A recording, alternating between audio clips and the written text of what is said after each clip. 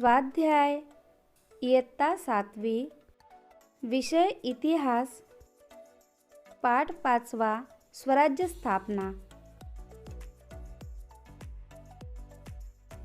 प्रश्न पहिला, गटात न बसणारा शब्द शोधा। 1. पुणे, सुपे, चाकण, बंगळुरू। गटात न बसणारा शब्द बंगळुरू। 2. फलटणचे जाधव, जावळीचे मोरे, मुधोळचे घोरपडे, सावंतवाडीचे सावंत। गटात न बसणारा शब्द फलटणचे जाधव। 3. तोरणा, मुरुमदेव, सिंहगड, सिंधुदुर्ग। गटात न बसणारा शब्द सिंधुदुर्ग। प्रश्न दुसरा, चला लिहिते होऊया। 1. शिवाजी महाराजांवर वीरमाता जिजाबाईंनी केलेले विविध संस्कार लिहा। शिवाजी महाराजांवर वीरमाता जिजाबाईंनी पुढील संस्कार केले. 1. शील. 2. सत्यप्रियता. 3. वाक्चातुर्य. 4. दक्षता. 5. धैर्य. 6. निर्भयता. 7. शस्त्रप्रयोग. 8. विजयाकांक्षा. 9. स्वराज्याचे स्वप्न. 2. शिवाजी महाराजांनी स्वराज्य स्थापनेची सुरुवात मावळ भागातून केली. पुणे जिल्ह्याच्या पश्चिम व नैऋत्य दिशांचा प्रदेश मावळ भागात येत असे.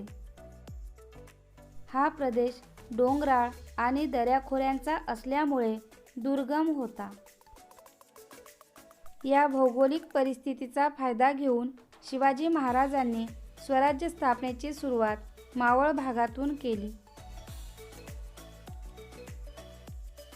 प्रश्न तिसरा, शिवाजी महाराजांचे सवंगडी व सहकारी यांची यादी करा.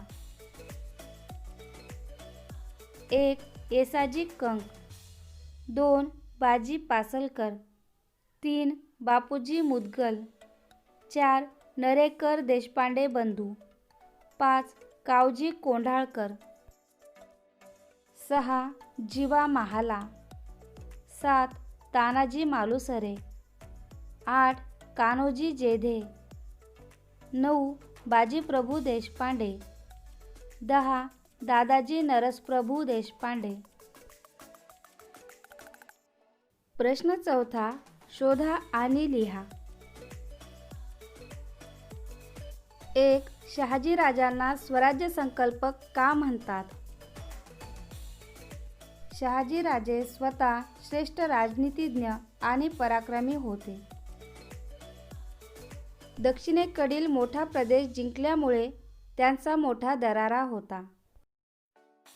परकीय लोकांच्या सत्ता उलथवून स्वराज्य स्थापन करावे ही त्यांची तीव्र इच्छा होती.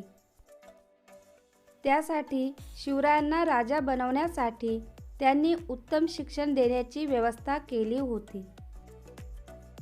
म्हणूनच शहाजी राजांना स्वराज्य संकल्पक असे म्हणतात.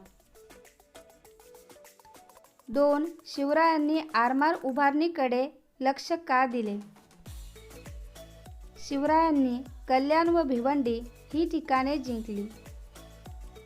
या पश्चिम किनारपट्टीवर सिद्धी, पोर्तुगीज व इंग्रज या परकीय सत्तांची ठाणी होती. या सत्तांशी संघर्ष करायचा असेल तर आपले प्रबळ आरमार उभारले पाहिजे याची शिवरायांना जाणीव झाली. म्हणून शिवरायांनी आरमार उभारणीकडे लक्ष दिले.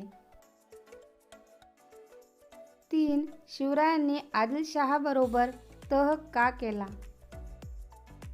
शिवाजी महाराजांचा बंदोबस्त करण्यासाठी आदिलशहाने पाठवलेल्या सिद्दी जौहरने पन्हाळगडाला वेढा घातला होता.